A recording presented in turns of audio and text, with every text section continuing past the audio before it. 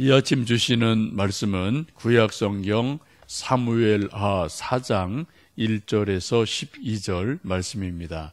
사울의 아들 이스보셋은 아브넬이 헤브론에서 죽었다함을 듣고 손에 맥이 풀렸고 온 이스라엘이 놀라니라. 사울의 아들 이스보셋에게 군 지휘관 두 사람이 있으니 한 사람의 이름은 바하나요 한 사람의 이름은 레갑이라. 베냐민 족속 부에롯 사람 림몬의 아들들이더라. 부에롯과 베냐민 지파에 속하였으니 일찍이 부에롯 사람들이 기타임으로 도망하여 오늘까지 거기에 우거함이더라. 사울의 아들 요나단에게 다리 저는 아들 하나가 있었으니 이름은 무비보셋이라. 전에 사울과 요나단이 죽은 소식이 이스라엘에서 올 때에 그의 나이가 5살이었는데 그 유모가 안고 도망할 때 급히 도망하다가 아이가 떨어져 절게 되었더라. 부에롯 사람 림몬의 아들 레갑과 바하나가 길을 떠나 볕이 쬐을 때쯤에 이스보셋의 집에 이르니 마침 그가 침상에서 낮잠을 자는지라. 레갑과 그의 형제 바하나가 밀을 가지러 온 채하고 집 가운데로 들어가서 그의 배를 찌르고 도망하였더라. 그들이 집에 들어가니 이스보셋이 침실에서 침상 위에 누워 있는지라. 그를 쳐 죽이고 목을 베어 그의 머리를 가지고 밤새도록 아라바 길로 가 헤브론에 이르러 다윗 왕에게 이스보셋의 머리를 들이며 아뢰되 왕의 생명을 해하려 하던 원수 사울의 아들 이스보셋의 머리가 여기 있나이다. 여호와께서 오늘 우리 주 되신 왕의 원수를 사울과 그의 자손에게 갚으셨나이다 하니 다윗이 부에롯 사람 림몬의 아들 레갑과 그의 형제 바하나에게 대답하여 그들에게 이르되 내 생명을 여러 환난 가운데서 건지신 여호와께서 살아계심을 두고 맹세하노니 전에 사람이 내가 알리기를 보라 사울이 죽었다 하며 그 애가 좋은 소식을 전하는 줄 생각하였어도 내가 그를 잡아 시글락에서 죽여서 그것을 그 소식을 전한 가품으로 삼았거든. 하물며 악인의 의인을 그의 집 침상 위에 죽인 것이겠느냐. 그런즉 내가 악인의 피 흘린 죄를 너희에게 갚아서 너희를 이 땅에서 없이 하지 아니하겠느냐 하고 청년들에게 명령하매 곧 그들을 죽이고 수족을 베어 헤르본 못가에 매달고 이스보셋의 머리를 가져다가 헤르보론에서 아브넬에게 무덤에 매장하였더라. 아멘. 여러분 기도해 주셔서 부산 백스코에서 있는 두 날개 컨퍼런스 월요일, 화요일, 수요일 어제 오후까지 마치고 어제 밤에 잘 도착했습니다. 그동안 숙고해 주시고 함께 기도해 주셔서 감사드립니다. 많은 분들이 전국에서 왔고요. 이제 부산에서 마치고 어제 저희들 한 7시쯤 저녁을 먼저 오다가 먹어야 돼서 이제 괴산이라는 데서 이제 좀 잠깐 서서 저녁을 먹었는데 보니까 한 차, 두 차, 세 차 하여튼 뭐 청년들이 꽤 많이 왔더라고요. 보니까요. 그 이제 젊은 목사님들, 청년 또 권사님들 많이 들어오셨는데 한 세 팀이 막 이제 저희가 먼저 왔고 그 조금 뭐 2분, 5분 있다가 막 청년들이 우르르 와서 보니까 여기 이제 이렇게 목걸이를 단 이름표를 해줬거든요. 청년들이 이름표를 띄지 않고 그냥 왔다 갔다 하는 걸 보니까 이 아이들도 부산에서 오는 아이구나 이렇게 대본 명찰 보면 알 수 있으니까 그래서 그냥 가볍게 먼저 인사하고 뭐 어느 교회인지 잘 모르겠지만 그리고 이제 한 뭐 9시경 도착해서 이제 뭐 정리하고 또 이제 오늘 이렇게 건강한 모습으로 뵙게 돼서 반갑습니다. 하여튼 여러 가지로 감사합니다. 오늘 본문의 말씀은 북이스라엘의 군대 장관 아브넬이 이스라엘 이제 투항의 의지를 가지고 헤브론으로 다윗 왕을 만나러 갔다가 거기서 또 이제 어떤 암살을 당하는 그러한 일이 일어나죠. 한 사람의 죽음으로 인해서 남유다와 북이스라엘의 힘의 균형이 딱 깨져버리고 나라 전체가 흔들리는 그러한 일들이 일어납니다. 우리나라 역사도 보면은 고구려라는 그 대단한 대고구려가 말년에 대망리지 연개소문의 죽음과 함께 나라가 흔들리게 되고 망하게 됩니다.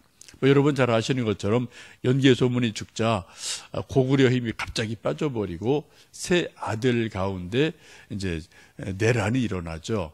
그래서 큰 아들이 당나라로 도망을 가고 나중에 또 당나라 이끌고 또 고구려 쳐들어오고 이런 좀 막 내란이 일어나고 자중질환이 일어나서 그 대단한 대고구려가 결국은 내분으로 인해서 멸망하는 일을 잘 알고 있습니다. 참 안타까운 일이죠. 지금 본문의 말씀도 북이스라엘의 나라가 장군 하나가 죽자 갑자기 또 이제 힘이 빠지고 내란으로 인해서 멸망당하는 일을 봅니다.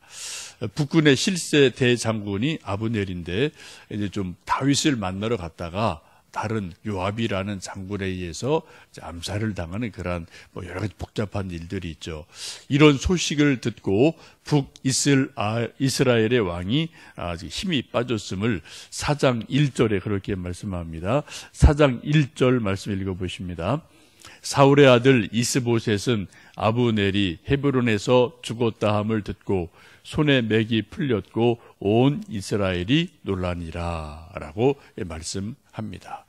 지금 실세 군 사령관이 죽자 왕도 백성들도 낙심을 하는 북이스라엘의 모습을 보고 나라 전체가 흔들리게 됩니다. 이때 이 아브넬 말고 다른 두 장수가 있었는데 바하나와 레갑이라는 형제가 있습니다. 이 두 장수가 보니까 자기보다 더 출중한 아브넬이라는 장수도 남유대 갔다 죽었는데 우리 두 사람이 나라를 지킬 수 있겠느냐, 그런 혼란이 오게 되고, 그리고 고민하다가 우리가 나라 지키기 힘들겠다, 아예 포기를 해버리죠. 그리고 낮잠을 자고 있는 자기의 죽은 왕을 암살을 하고 그 머리를 베어서 밤새도록 달려가서 다윗에게 다윗이 가장 기뻐할 선물이라고 말하면서 자기 왕의 머리를 다윗에게 주는 그러한 일이 일어납니다.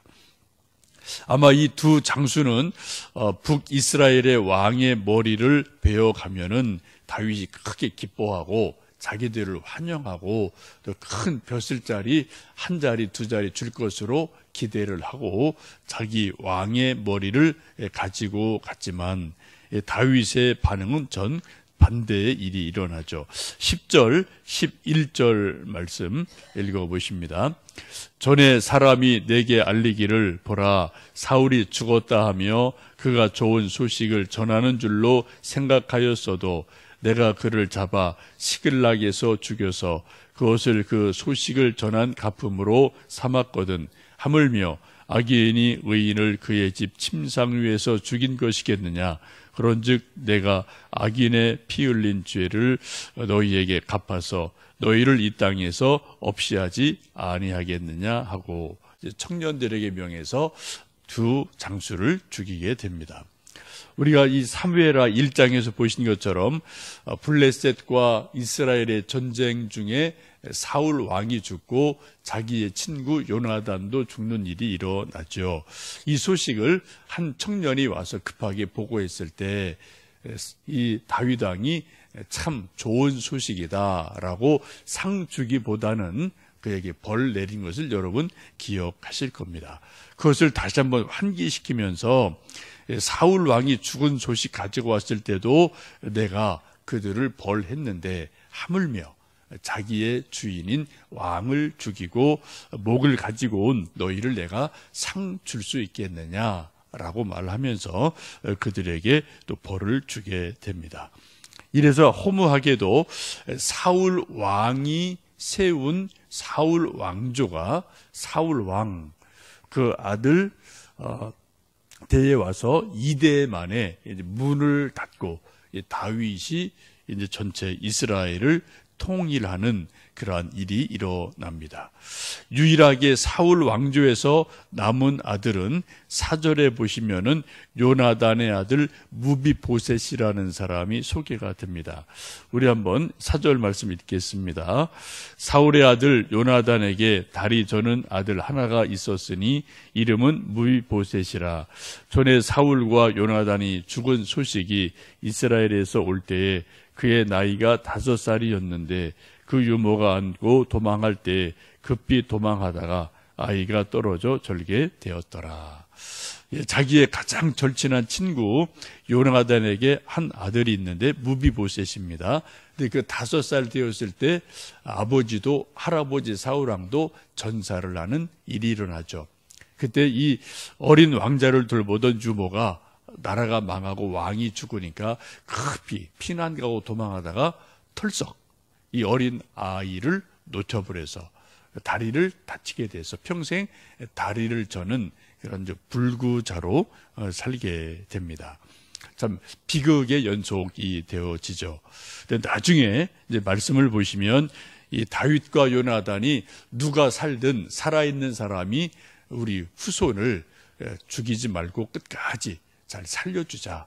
좀 그 우정을 지키자. 그런 맹세를 하죠. 그래서 나중에 다윗이 왕이 된 다음에 쭉 전국에서 요나단의 혈손을 찾아서 무비보셋을 찾게 되고 그리고 자기 이제 왕궁으로 초청을 해서 평생 돌보아주고 같이 밥을 먹고 했던 일을 우리가 이제 다음에 또 말씀을 볼 수가 있습니다.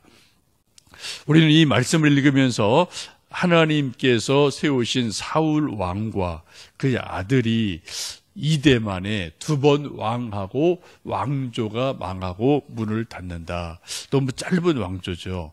그 이유가 뭘까? 우리는 궁금증이 일어나지 않을 수 없습니다. 그것이 알고 싶은 거죠. 그 이유는 뭐 여러 가지 있겠습니다. 왕이 무능하다 말이 되죠. 또 전쟁에서 졌다 이유가 됩니다.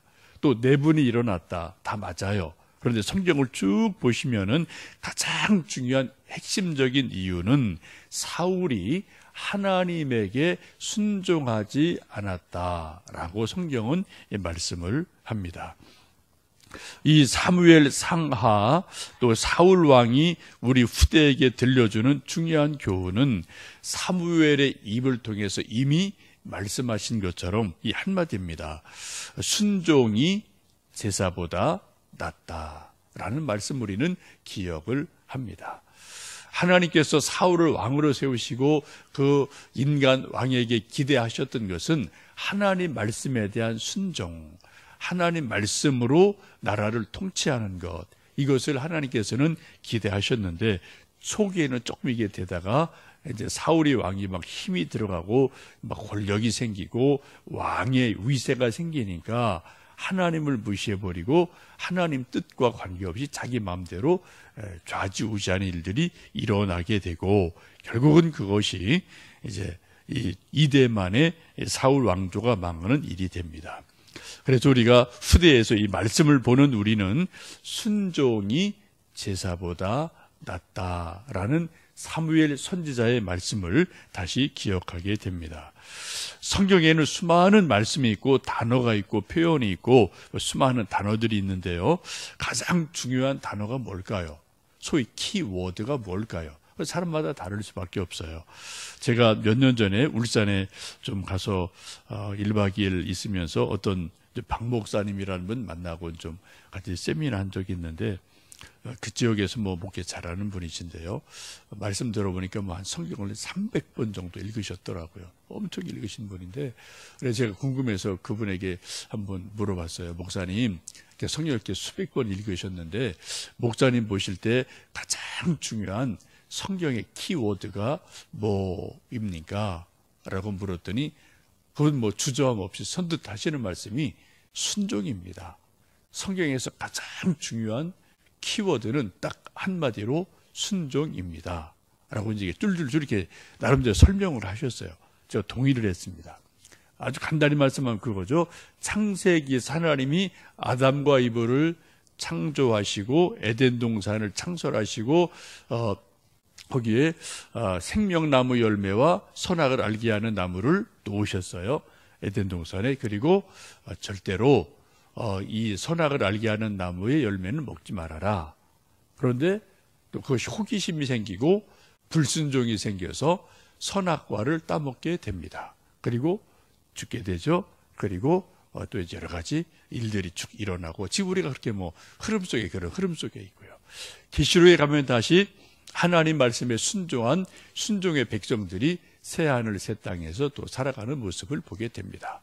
이 성경을 수백 번 읽은 이 목사님 하시는 말씀이 성경에서 가장 중요한 한마디를 찾으라면 자기는 순종이다 라고 본다 라고 말씀하시는 거 듣고 저도 동의합니다 라고 이제 이야기했던 것을 기억합니다. 여러분 오늘도 하나님 말씀 읽으시고 또 여러분 우리가 익히 알고 있는 말씀이 참 많으니까요. 이런 일 저런 일 만날 때마다 크고 작은 갈등이 있겠습니다만 그때 우리가 하나님 말씀을 따라서 순종하여 살아갈 때 또 하나님의 복주심, 하나님의 위로하심, 또 승리의 길이 우리에게 있을 줄로 믿습니다.